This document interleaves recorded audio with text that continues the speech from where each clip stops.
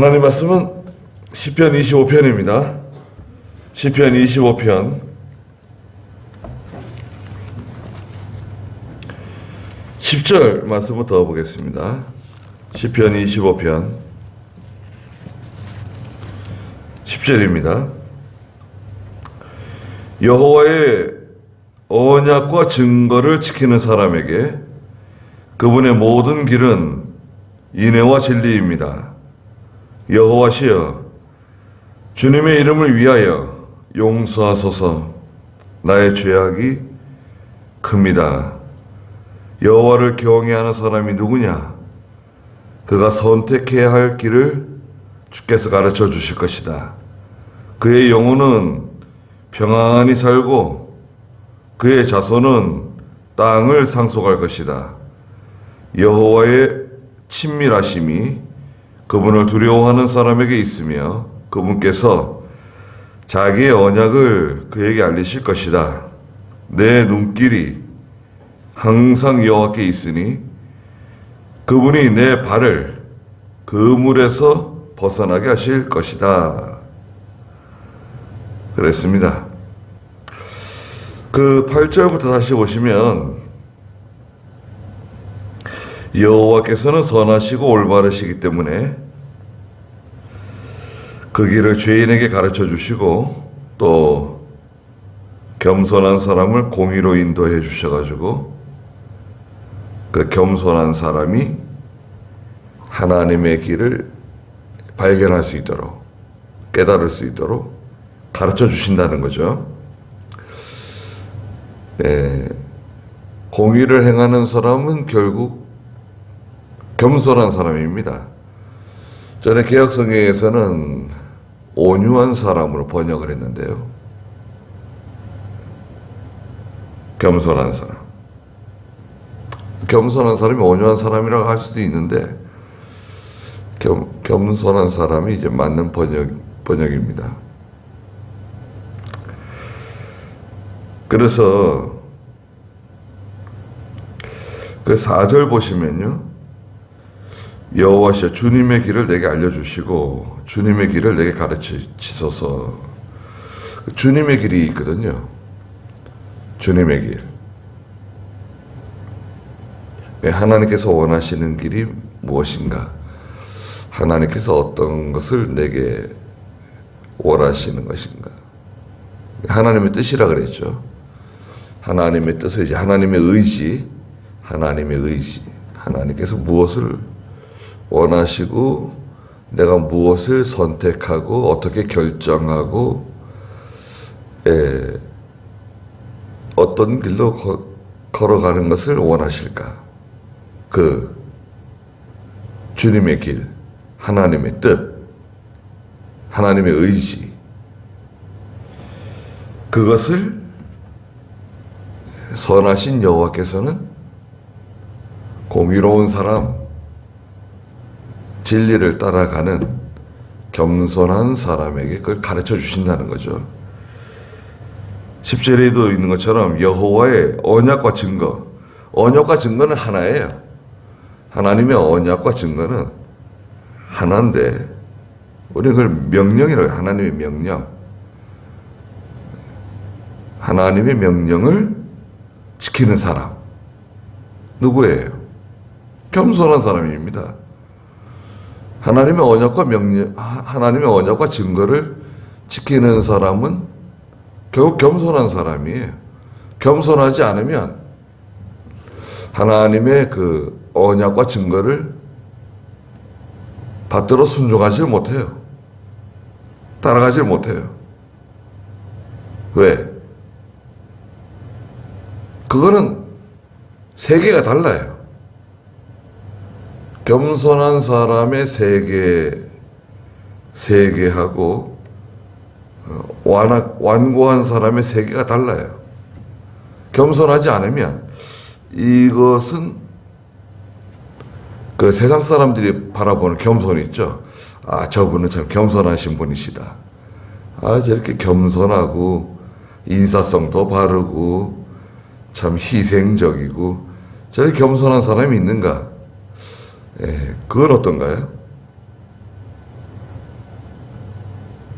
자기를 낮추고, 그것도 뭐 겸손이라고 할 수 있죠. 예.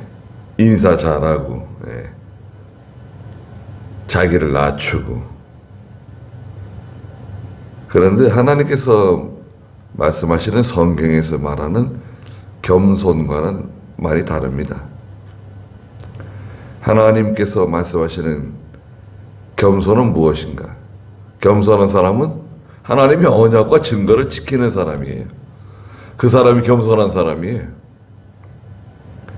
세상에 뭐 아무리 겸손하고 아무리 뭐 온유하고 착하고 성질 안 부리고 다른 사람 힘들게 하지 않는다고 해도 하나님의 명령과 하나님 명령 불순종하고 그 언약과 증거를 지키지 않으면 그 사람은 말하자면 겸손한 사람이 아니에요. 그러니까 하나님께서 원하시는 겸손은 다른 거죠. 기준이 달라요. 이건 완전히 다른 겁니다. 그 사람이 겸손한 사람 아닌가? 아니에요. 하나님의 뜻에 맞아야 돼. 하나님의 기준에 맞아야 돼. 이 사람에게 하나님은 인애와 진리를 베풀어 주신다는 거예요. 그분의 모든 길은 인애와 진리입니다. 인애와 진리를 그 사람에게 베풀어 주신다는 거예요. 하나님의 사랑을 베풀어 주시고 하나님 도와주시고 뒤에도 나오지만 하나님께서 평안하게 해주신다는 거예요. 좀 찬송 불렀잖아요. 나의 마음속이 늘 평안해. 악한 죄 파도가 많으나 마음이 늘 편안하다. 그 평안함, 하나님이 주시는 영적 평강이죠. 평안하게 해주세요. 평안하게 해준다는 그 뜻 속에는 번영이라는 뜻이 포함되어 있어요. 번영. 그렇잖아요. 편안해야지 잘 되는 거 아닙니까? 잘 돼야지 편안해져요. 번영. 잘 되도록, 일이 잘 술술 잘 풀리도록, 잘 되도록 하나님이 해주셔가지고 그 사람 편안해요. 마음이 편안해. 가정이 편안해요. 자녀들이 편안해요. 교회가 편안해요. 편안하지 않다. 뭔가 뒤숭숭하고 골치 아프고 복잡하고 속상한 일이 많다. 평안한 건가요? 그건 평안한 게 아니죠. 그건 복잡한 겁니다. 스트레스 받는 거예요. 짜증나고. 11절에 여호와시여 주님의 이름을 위하여 용서하소서. 나의 죄악이 큽니다. 이 겸손한 사람은 늘 하나님 앞에 자기의 죄를 회개하는 사람이에요. 자기의 연약한 것을 아는 사람이에요.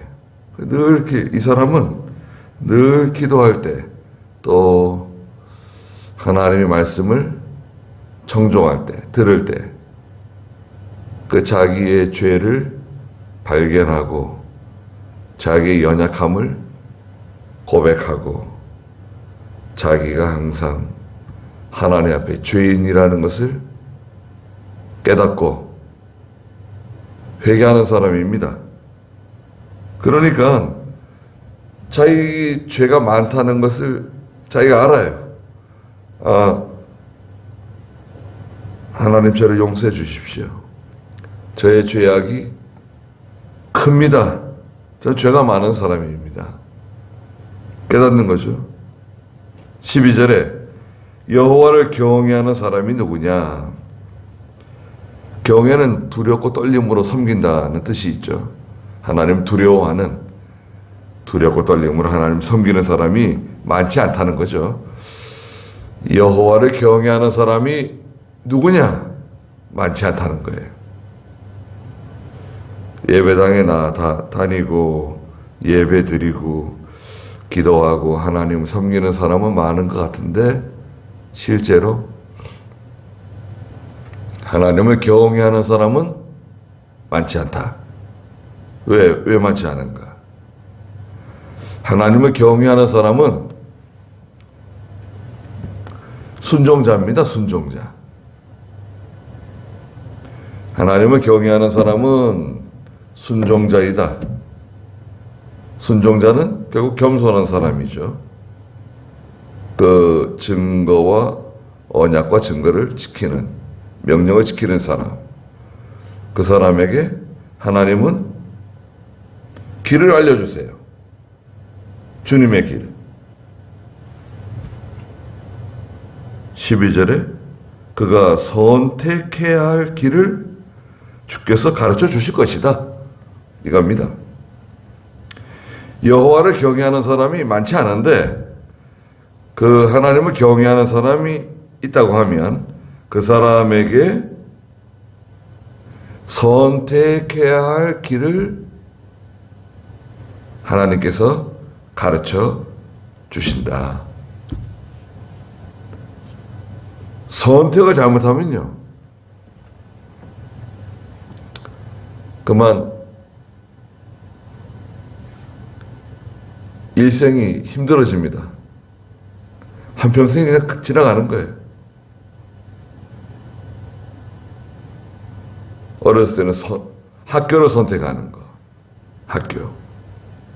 우리가 뭐 부모를 선택하거나 나라를 선택하거나 이런 건 선택 못하죠. 태어나 보니까 한국 사람이네요. 우리 대한민국이 그냥 지지리도 못 살고 그냥 겨울에는 얼마나 춥고 여름에 뭐 에어컨이 어디 있어요.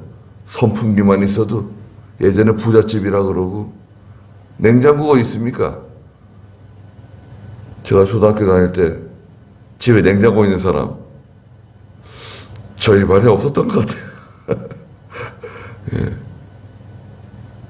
그때 기껏 뭐 한 40년 전 아니에요.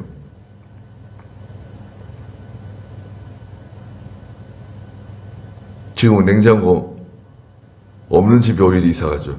아니 지금 쓰다가 지겨워가지고 내다 버리는 게 다 냉장고고 다 돌아가고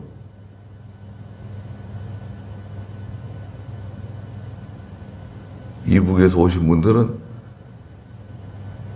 그 주소 다 쓴다는데 너무 좋아가지고 예. 뭐 중앙당 무슨 관리보다도 자기들은 더 잘 산다고 그렇게 하나님 만들어 주셨잖아요. 얼마나 참 감사합니까? 그때는 뭐 집이 다 단칸방이고 다 어려워서 믿는 사람들이 저녁이 되면 이불사가 좋아가지고 예배당에서 많이 자고 다 그렇게 신앙생활하고 하나님 의지하고 교회를 세워나가고 믿는 일 해나갔잖아요.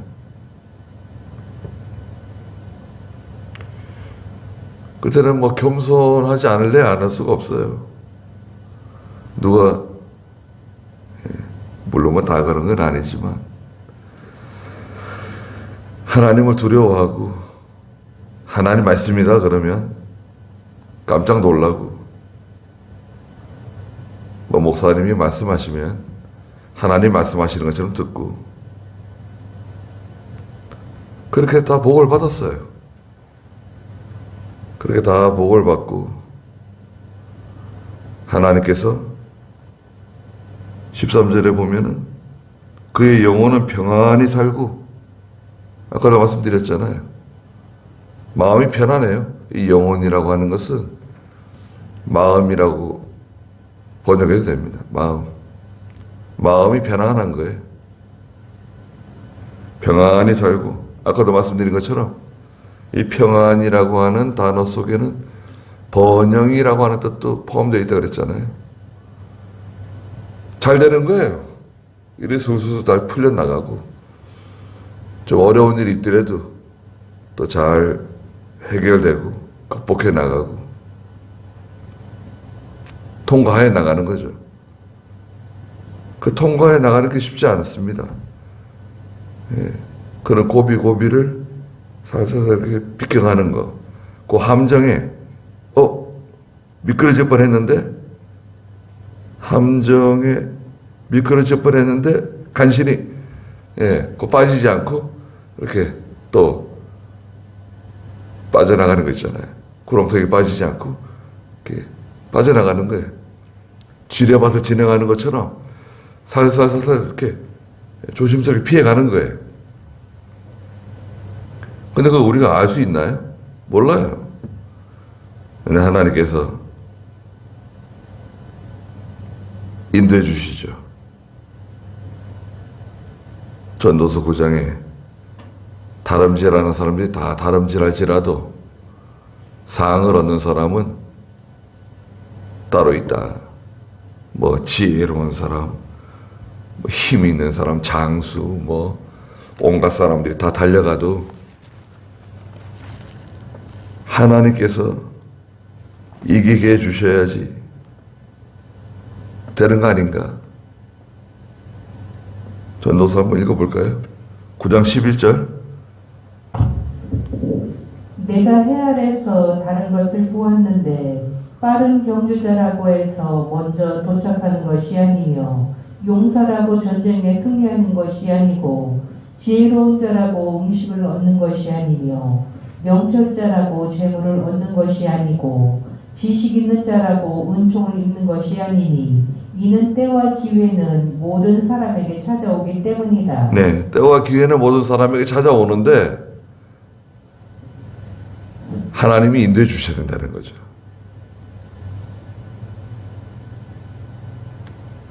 시간, 24시간이 다 똑같이 제공되고, 그죠? 24시간. 공기, 물, 먹고 사는 거, 집, 입고 사는 옷, 뭐, 지금, 우리가 뭐, 공평하게 누리지 못하는 게 뭐가 있습니까? 거의 대부분 다 누리고 살잖아요. 특별히 우리가 뭐 몸이 아프지 않고, 물론 몸이 불편하신 분들도 계시지만, 하나님께서 거의 공평한 기회를 주세요. 그런데, 하나님께서 그 구렁텅이에 빠지지 않고, 사람 막대기 인생 채찍에 걸리지 않고, 넘어지지 않게 해주시고 미끄러지지 않게 해주시고 거기서 죽지 않게 해주시고 떨어지지 않게 해주시고 그렇게 하나님이 살살 이렇게 우리를 인도해 가시면서 결국은 뭐예요? 여기도 말씀하시는 것처럼 그가 선택해야 할 길을 주께서 가르쳐 주신다는 거죠. 아, 내가 선택했는데? 내가 선택했어요. 내가 결정했어요. 그런데 하나님께서 내가 그걸 선택하도록, 내가 그것을 결정하도록 이렇게 몰아가시는 거예요. 자, 이렇게. 때와 기회를 하나님이 이렇게 움직이시는 거죠. 마음을 움직이시는 거예요. 엉뚱한 결정하면 어떻게 됩니까? 그러면 인생이 구겨지는 거예요. 엉뚱한 거 이제 선택하고 엉뚱한 결정을 내리고 욕심을 따라가고 눈에 색안경을 끼고 그냥 이상하게 봐가지고 그걸 좋게 보고 학교를 선택하는 거, 직장을 선택하는 거, 결혼을 어떤 배우자를 선택하는 거. 이게 다 선택이잖아요. 결정이잖아요. 얼마나 중요한 결정들입니까? 그리고 결정하는 일이 굉장히 많잖아요. 우리가 날마다 결정하는 일이 굉장히 많습니다. 우리 잘 느끼지 못해서 그러는데요. 하루 동안에 내가 결정해야 되는 것이 굉장히 많아요. 이번에 오늘 버스를 탈 것인가, 다음 버스를 탈 것인가, 걸어갈 것인가, 뭐 자전거 타고 갈 것인가, 뭘 타고 갈 것인가, 어디 가서 밥을 먹고, 어떤 음식을 먹고, 우리가 뭐 마트에 가가지고 뭘 살 때도 다 선택하고 결정하고 다 하는 거잖아요. 그 선택하고 결정하는 거. 그 하나하나가 별거 아닌 것 같아도요. 우리는 매일같이 어떤 선택하고 결정하는 겁니다. 얼마나 중요합니까? 세월호가 뒤집어졌는데 선장이 사람들을 밖으로 나오게 할 것이냐, 선실에 가만히 머물도록 해야 할 것이냐, 그 결정, 그 선택하는 거, 어떤 걸 선택할 것이냐, 나오라 그래야 되냐, 거기 있으라 그래야 되느냐. 그 결정 잘못하면 어떻게 되는 겁니까?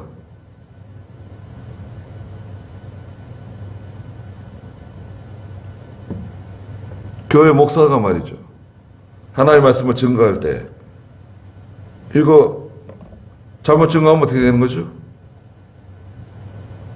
양이 아무리 많으면 뭐합니까? 양 다 잘못하면 다 죽일 수도 있어요. 그렇잖아요. 양들은 잘 모릅니다. 주는 대로 먹는 거예요. 양들이 뭐 자기가 선택해가지고 이건 먹고 저건 안 먹고 양이 골라서 취사 선택할 수 있는 그런 양은 많지 않아요. 양들은 기본적으로 목자가 주는 대로 다 받아 먹는 거예요. 미싸오니 하고 먹습니다. 독약을 주는지 뭐 무슨 풀을 주는지 다 먹는 거예요.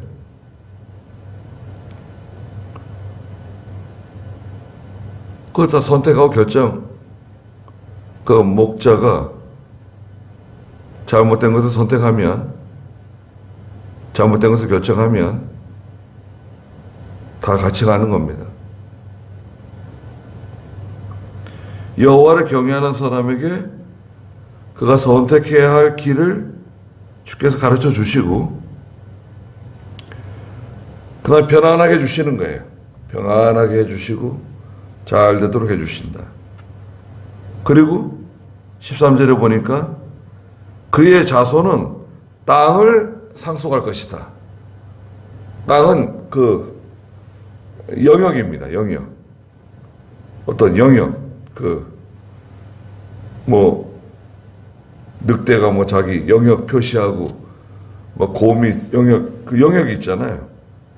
이 땅이라고 하는 것은 하나님께서 아브라함에게 야 동서남북을 바라봐라. 너 있는 곳에서 네가 바라보는 땅을 다 넣어다 주겠다. 또 그 땅을 종과 횡으로 걸어가라. 네가 발바닥으로 밟는 땅을 다 넣어다 주겠다. 그 땅, 그 자기의 영역, 자기가 지배하는 그 세력, 영역이 넓어진다는 거예요. 땅을 준다고 하는 것은 내가 지배하는 그 지역, 세력이 커지고 넓어진다. 그의 자손에게. 자손은 실제로 그 육신의 자녀이기도 하고요. 그죠? 그 부모의 신앙을 잘 따라가는, 하나님을 경외하고 두려워하며 말씀 순종하고 겸손하게 믿음을 지켜서 나가는 그 신앙의 계통, 믿음의 유전을 받은 그 자녀는 잘 되게 돼 있지 않겠어요? 자녀들한테 세게 말해야 돼요. 이렇게 부드럽게 상처받지 않게 말하는 것보다도 직설적으로, 직관적으로 이렇게 얘기해 줘야 돼요. 이렇게 부드럽게 얘기해 줘가지고 잘 알아듣지를 못해요. 인간은요, 부드럽게 말해서 알아듣지를 못해서 특히 하나님 말씀은 있는 그대로 얘기해 줘야 돼요. 성경에 있는 그대로. 주의시키라 그러고 12조 생활하라 그러고 예배 시간 저처 잘 지키라 그러고 직설적으로 얘기해 주는 거죠.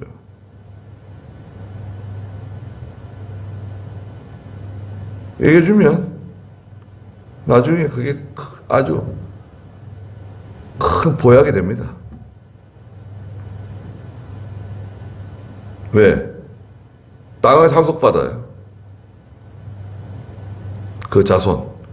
그리고 이 자손은 그 믿음의 자손을 또 뜻합니다. 믿음의 자손. 내가 전도한 사람, 내가 가르친 사람, 다 자손들입니다. 땅을 상속한다. 대단한 거죠. 이것은 이제 그만큼 그 세력, 또 그 영향력 다 넓어진다는 거예요. 그 길이 많이 나오잖아요. 주님의 길을 가르쳐 주신다. 8절에 그 길을 죄인에게 가르쳐 주시고 9절에는 그분의 길을 가르쳐 주시고 12절에는 그가 선택해야 할 길을 주께서 가르쳐 주실 것이다. 네. 얼마나 좋은 말씀드립니까? 네. 편안하게 해준다. 잘 되도록 해준다. 겸손해서 공의를 따라가고 그 언약과 증거를 명령을 잘 순종하고 나가면 그 사람은 여호와를 경외하는 사람이니까 거기까지 하고요. 기도하겠습니다. 거룩하신 하나님, 저희들에게 여호와의 길을 가르쳐 주시고 또 저희들이 바로 선택해야 할 것을 가르쳐 주시옵소서. 여호와를 경외함으로 말미암아 저희에게 평안함을 허락해 주시고 자손에게 땅을 기업으로 허락해 주시옵소서. 오늘도 귀한 하루 주셨사오니 하나님께서 함께 해주시고 저희들을 인도해 주시옵소서. 예수님의 이름으로 기도드리옵나이다. 아멘.